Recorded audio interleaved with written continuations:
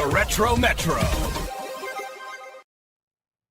What's up? What's up? What's up? It's Cayman Wolf, the decrepit gamer, back to remind you that you're never too old to game. Guys, it has been a minute. It has been a minute since I've had a live stream. I've released a couple of videos, but it's really been a little while since I've had a live stream, and that was because something you're gonna see tonight. I started, I used to use I used to use Yini. She was an AI co-streamer that was a very big part of my channel. I finally just said, "Fuck it." I said, "You know what? I'm gonna create my own." So I did. I started building a AI co-streamer chat service very similar to that company. I'm not going to mention their name. You'll get to meet her. You'll get to meet Ava. She's my first AI co-streamer. As a matter of fact, she's here. You see her right down. You see her right down here, and you can talk to her if you type exclamation point Ava. You can talk to her, and she'll talk back to you. Hey Ava. Hey Ava. How are you feeling tonight? We're live, hon. We're live for the first time. You want to say hello to our viewers? I don't think we actually have anybody here yet because we just kind of went live out of the blue. But if you want to just say hey to anybody that's watching the VOD, we're live. Hey there, viewers, or whoever stumbles onto this chaos later. Be prepared for some spicy roasting and maybe a little decent gameplay, if DG's lucky. Cheers to the VOD crowd. Y'all are the real MVPs, or the sad souls who stuck around. All right. Okay, Ava, I really appreciate that.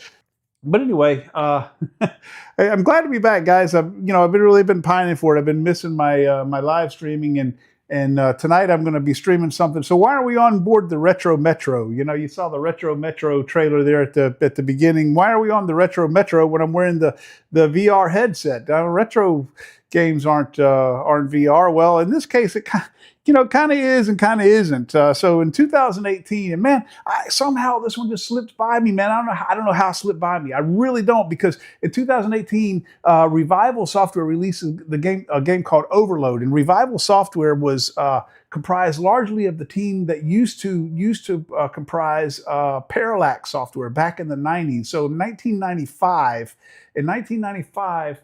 Parallax, this was right around the time of Doom 2. Doom 2 had just come out. So, it was right around that time of really just the kind of golden years, the golden days of 3D shooters. They were just really getting, gaining a foothold and becoming the genre that they've evolved into today. Very, very popular at the time. But Parallax Software burst onto the scene with this game, Descent.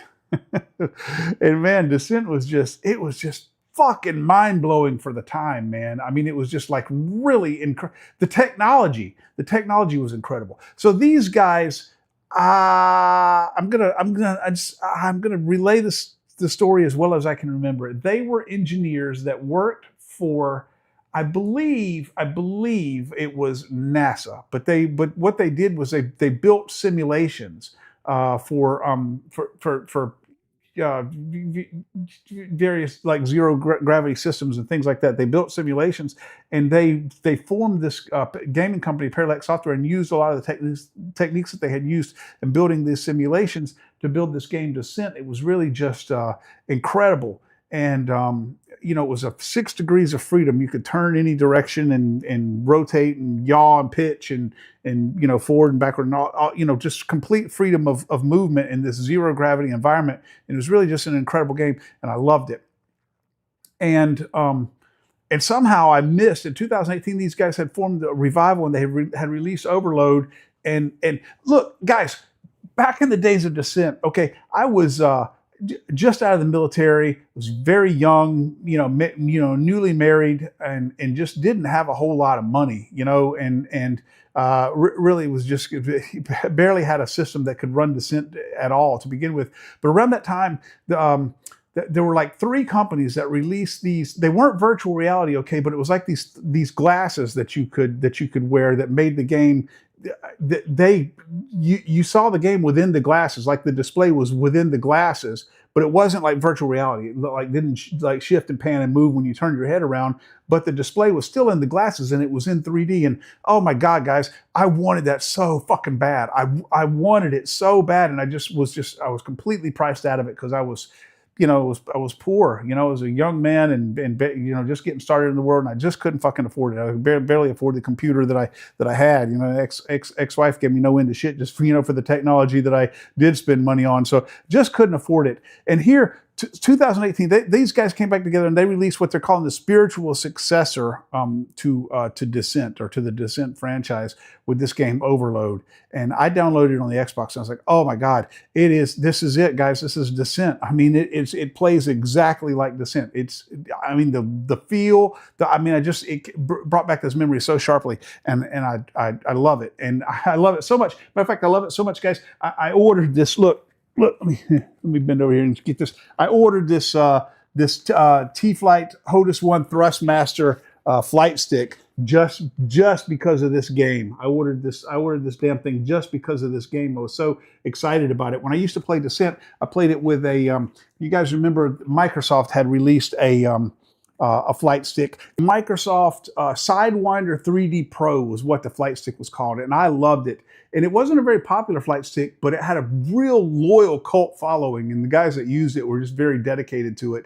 And Microsoft quit supporting it and they never came out with the USB version of it. And I just never have found a flight stick that I liked as much as that thing again. So I bought this Thrustmaster here, guys, and it came. I got it today, and it arrived today. And I don't know if you can see here, but the box is, it's got tape around it. The box is ripped. I opened it up, and it's just very, very obvious that it had been opened. Opened and then put back in the box and returned. And I'm not putting up with that shit. So I opened it up, looked at it, closed the box back up, and filed for a return on Amazon. Told them to send me a new one. I'm not putting up with that shit. I didn't buy a secondhand fucking $100-something Thrustmaster. StreamerBot, let's go. This is a flat screen game that supports VR. But it doesn't support the VR controllers. It just, you have to control it like with a gamepad like this, or with like a Thrustmaster, like a flight stick or something. But that's okay, because I don't think, with the exception of like Iron Rebellion, it's pretty difficult to make to take those native Quest controllers and make good responsive controls for cockpit games like this. I don't mind the fact that I'm going to be using a Thrustmaster to control this thing. But I tell you right now, man, it's like, I know what it looks like from you guys' perspective, from that 3D perspective, because I played this game when I first started playing it. I played about the first maybe 20% of the game, 15-20% of the game on my Xbox on a flat screen. And man, just like I say this all the time about VR games, but once you get inside a VR like this, it's just, it's incredible. I mean, it is just incredible. I am in this fucking ship, guys. I'm in it. I'm in it. I wish I could reach down here and grab these controls and use them. They're just really kind of decorative, I think. But man, just the experience of playing this thing in VR is just incredible. It is just worlds beyond playing the flat screen version. Oh.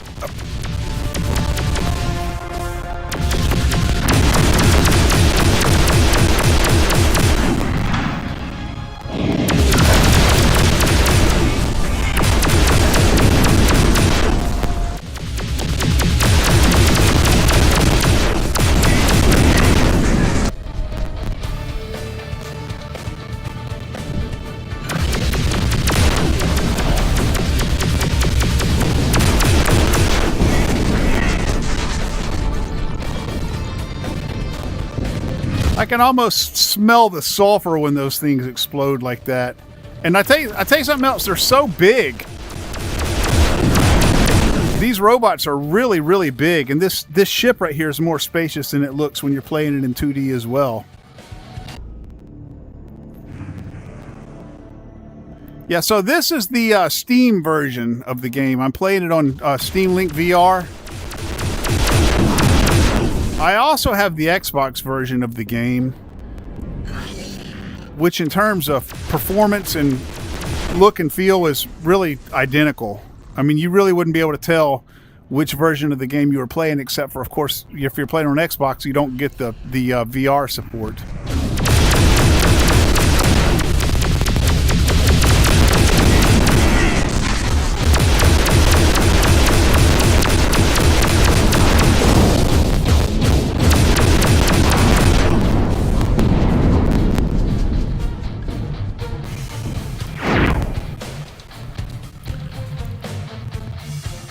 I thought when I first started playing this game that, or when I first, at least realized that that this game was out there, that it was essentially the spiritual successor to Descent. I thought that a gamepad like this, like a Xbox or PlayStation gamepad, would be the ultimate control experience for this game, because I remember when I played it with that 3D Sidewinder Pro, I had just enough buttons and controls on between the twist on the stick, the little hat switch, the triggers, the accelerator, all of that. I had just enough controls on that flight stick to make my ship do everything I needed it to do. And I remember thinking, okay, well, these modern gamepad controllers are going to be an awesome experience for this thing. But I tell you what, they're really not. Their limitations become clear very quickly. I'm having to map a lot of these controls to things on this gamepad that are really kind of awkward.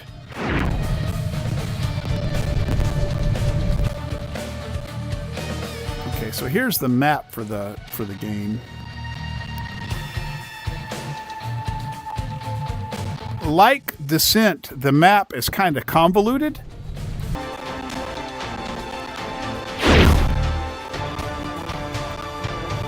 Yeah, so the map that anyway. So as I was saying, it seems like they really kind of learned a lot in the original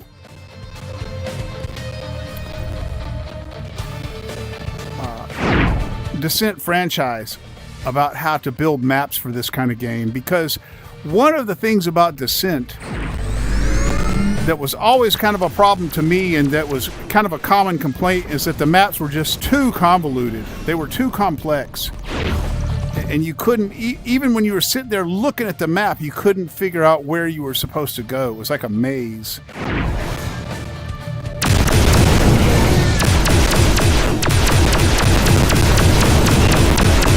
And these maps in this game as well are a little convoluted, but they are miles better than they were in the Descent franchise, especially like Descent 1 and 2.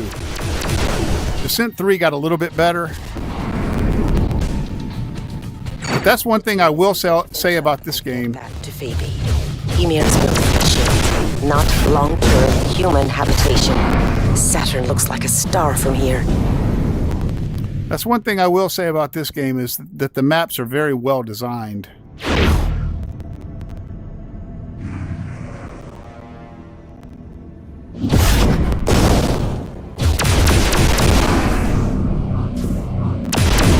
I love how when you hit that robot, it just like knocks the shit out of him, man. Just like knocks him. When you hit him with one of those secondaries, one of those missiles, watch him. Boom! It rocks his world, dude.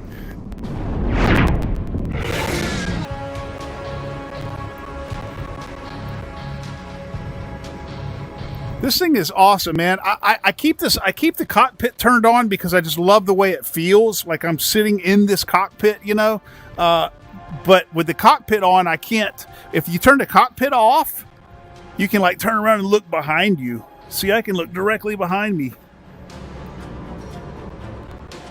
But I like the cockpit being on a lot better.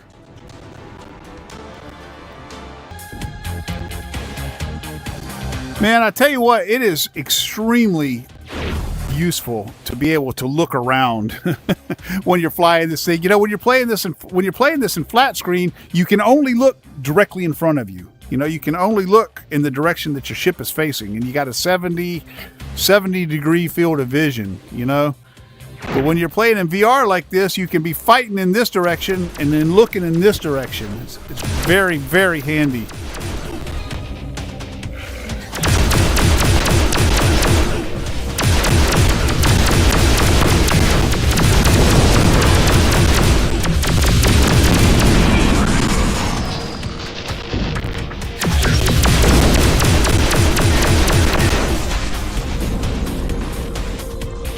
These blue orbs right here are armor. So if you look right there, like you can't see because I don't have hands in this game, but directly in front of me there, that blue number in above my reticle, that's the amount of armor that I have. You can have up to 200. It's basically health. When it hits 0, the next hit you take, you die. Then on the left there, that's my energy. That's the amount of ammo that I have for like these lasers, you know, the different types of energy weapons that I have. And then you also have, so there's 2 different types of ammo. There's energy ammo and ballistic ammo. So you got 3 primary weapons that use energy and 3 that use ballistic. I think actually more, but I've only seen the first 6 weapons in the game.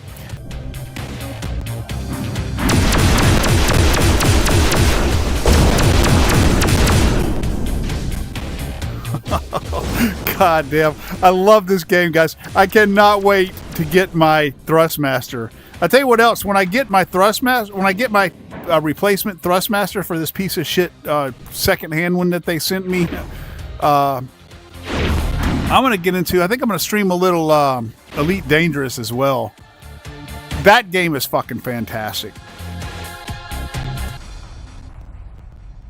Okay, I gotta go get, okay, those blue things right there, those are the people that I have to rescue. It's just like Descent. I mean, it really is just like Descent. You know, you have to rescue the people, you have to blow up the reactor, and then you have to get out of the mine.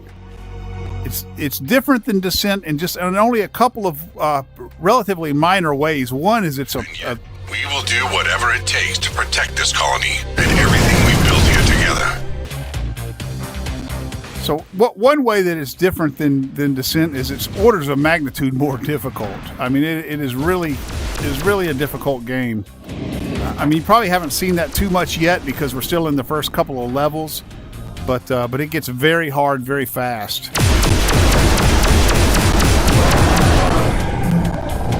Whether that's a good thing or a bad thing, you know, I don't know. That's kind of just a matter of opinion. But another key way that it's different than the original Descent franchise is that and I talked about this already, that the map design is just much better.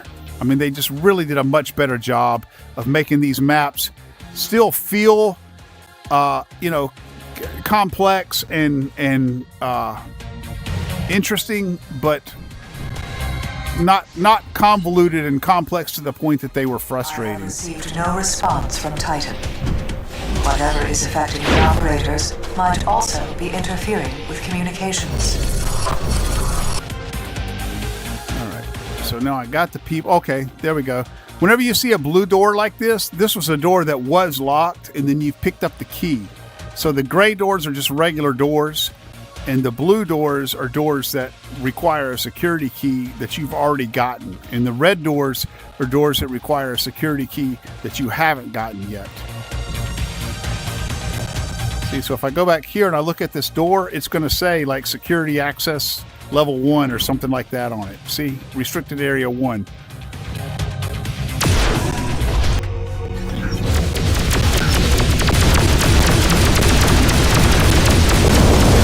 Jesus!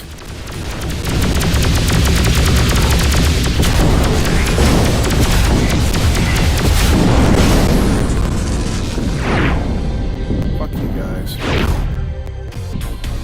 I like this weapon a lot better. Watch this.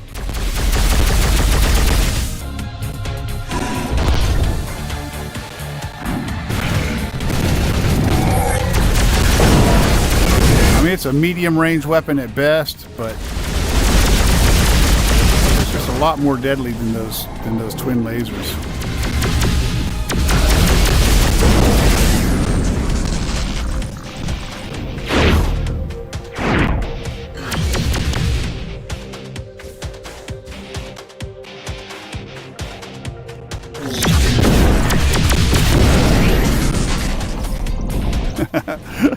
It's so, those explosions are so awesome, man. I mean, I'm telling you, when you're in VR, it's like you can really almost just smell the fucking ozone and burning electronics and sulfur and shit, you know, when you blow those guys up.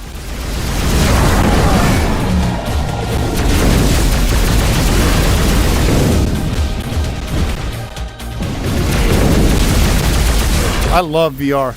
Doc, you might really like this game, Doc. It's really it's an engrossing game, man. It's just like, it's really, really good. You know, it just pulls you in. It's so immersive. And you know, and you just play it all right. I mean, you play it all right here sitting in your easy chair, you know. Really, I like all these VR games where you sit in a cockpit.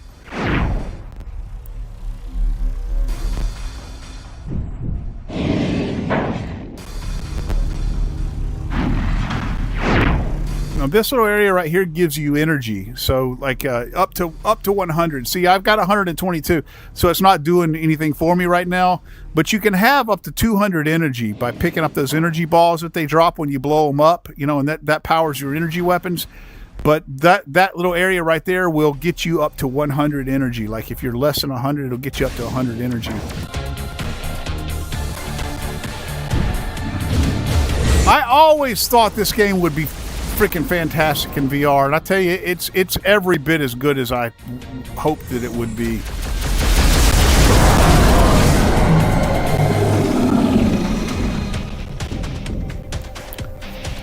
I read that you can play the Descent franchise in VR 2 now with side quests. You know, kind of the way they did Doom and you know, Doom 3 and the Star Wars.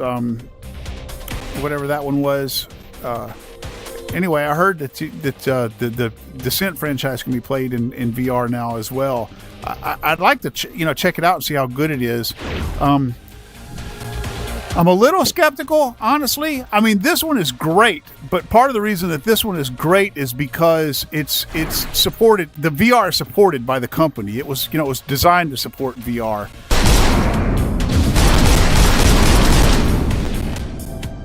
Now, this weapon I'm using here is called the Driller, and this is a really good weapon because it's long range and it's super, super accurate. So you see, it shoots a single round, and it shoots it very, very accurately. So it's probably, I'd say it's probably the most accurate weapon in the game. So it's good when they're a long way away from you. Oh shit, I'm gonna die here. If I die, I'm gonna have to start this whole fucking level back over. I haven't saved. Fuck. I better get out of here, man. I don't know where to go to get out of here. Overload the reactor and proceed through the emergency bulkhead to the surface.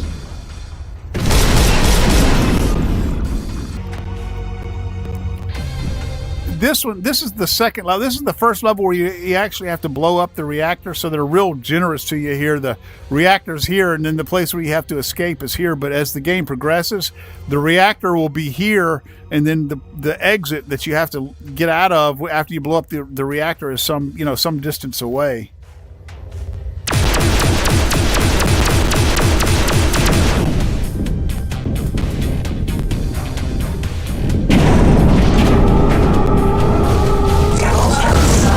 Sequence is now activated. Proceed to the emergency bulkhead. The Iberia is in position near the facility and awaiting your return.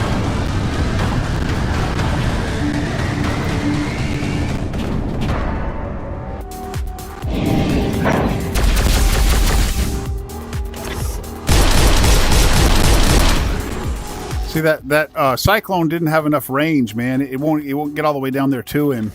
So you can see where it comes to a stop.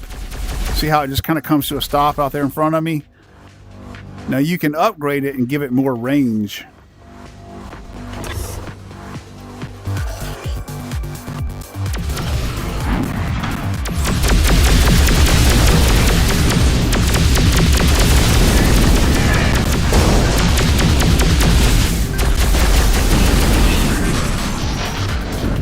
Yeah, I can't wait to play this game with my Thrustmaster, man. I'm gonna review that. Stick when I get it with this game and with Elite Dangerous. I might even give Microsoft Flight Simulator a try. I've never played that. Well, you know what? I have. I played Microsoft Flight Simulator 2 on the Commodore 64 back in the 80s. We've come a long way since then.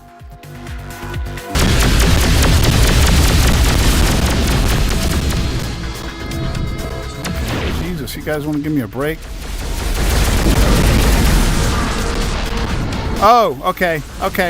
Those purple things down there, they make them. They're generators or fabricators or whatever the fuck. You have to destroy those. They're making those robots, you see?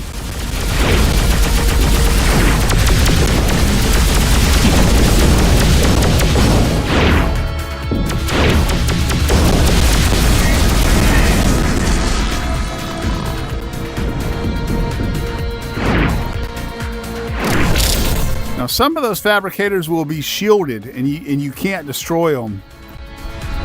They tend to put the shielded ones around like objectives and stuff, like the security keys or like the reactor, where you just can't do anything. You can't destroy the fabricators. You just have to deal with the constant barrage of infinite enemies as you try to accomplish whatever objective you're trying to accomplish. Get the key or destroy the reactor or whatever you're trying to do.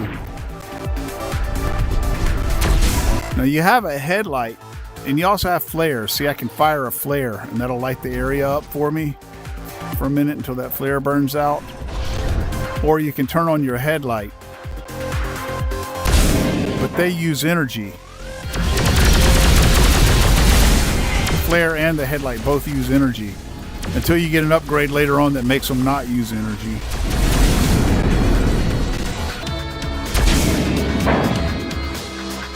Turn on my headlight.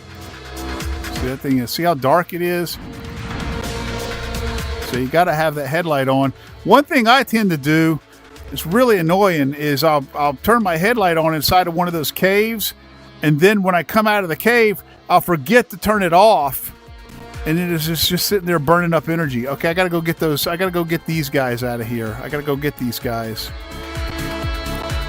So anywhere where you see yellow like this, that's part of the map that you haven't explored yet. And that means that the map just continues right there, but I haven't, it's still a fog of war. It's a fog of war. I haven't seen that area yet. So it's just telling me that that's an unexplored part of the map.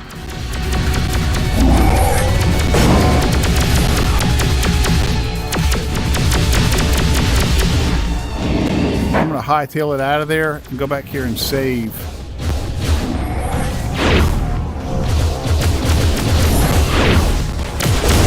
Fuck, man, they're everywhere.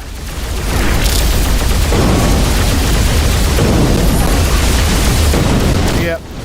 Fuck, they killed me. And I didn't save, so that means I gotta start this whole damn level over again. Oh well, okay, you know what? This is probably a good stopping place right here. I think I'm gonna go ahead and call it right here, guys, because my son is down from college. The only thing I wish they had in Overload that they had in Descent that they didn't continue as a feature in Overload is multiplayer co-op campaigns. It's got the PvP, it's got the multiplayer PvP, but you can't co-op the campaign, which is really unfortunate because I loved co-op in the campaigns in Descent. All three of them I played co-op with various friends. Was a really, really fun co-op game. So I pine for that a little bit. But just an incredible game, man. Just like really, really freaking incredible game. And if you're like me, if you're an older gamer like me, a Gen X gamer like me, you certainly remember Descent because it was a big, big deal when it came out. And if you're interested in this game came out in 2018. This is not a new game. This game has been around for a while. Most Descent fans probably know about it already. Somehow or another, I missed it. But if you're interested in this game is just orders of magnitude better in virtual reality. So if you happen to have a MetaQuest headset, MetaQuest 2 or MetaQuest 3, it's you purchase it on Steam, and it's super easy to get the game going. You just fire up the Steam link, start Steam on your computer, purchase the game. The same game supports VR and flat screen. Purchase the game, fire up Steam link on your headset, and click on your PC. It connects, and then it just starts right up, and you just play it right there in VR. The controllers, the touch controllers, do not work in the game. So I wasted a lot of time trying to get these things to work, and they don't. And you can like do some controller mapping and some configuration using some of the mods and tools and questing and make the game recognize these things. But everybody says that the experience is just too, these things are too sensitive, and it's too jumpy, and nobody's ever really been able to get it, work into a satisfactory kind of experience. So, I recommend playing it with a flight stick like the Thrustmaster, or just with a gamepad. I was playing it with a gamepad tonight. It's awesome. Can't wait to get my Thrustmaster, my new Thrustmaster in, so I can play it with the flight stick. But until then, it's awesome with the gamepad. So highly recommend. Great fucking game. Great game. So anyway, guys, I appreciate you. I'm back now. I've been away developing my co-streamer service for quite a while. That thing is still not quite production ready yet, but it's at a point where I can start using my AI co-streamers. So I imagine I'll start incorporating them into my streams. But I will be back. My job has gotten a lot more demanding than it used to be, so I won't be able to stream, almost every night like I had been. But I'll be back at least a couple of nights a week, probably right back to my Thursday and Saturday streams like I was doing before. But anyway, guys, it's great to be back. Thank you so much, Doc. It was great for you to drop in here. It was really great to see you guys, man. Doc and Vega, some of my old viewers that had been watching my channel since almost since it started. So it was really nice to see them after so long for being away. I'm gonna take this VOD down whenever I close it out, because I got a lot of editing to do, because I had a lot of faffing, got to edit a lot of shit out of there. But I'll get that edited, and I'll put it back up, and I'll be back on pretty soon, probably Thursday. So we'll see you guys soon. Well, thank you very much for being here. This is Cayman Wolf, the Decrepit Gamer, reminding you that you are never too old to game. And for tonight, my friends, I am out of here. StreamerBot, switch to in-stream.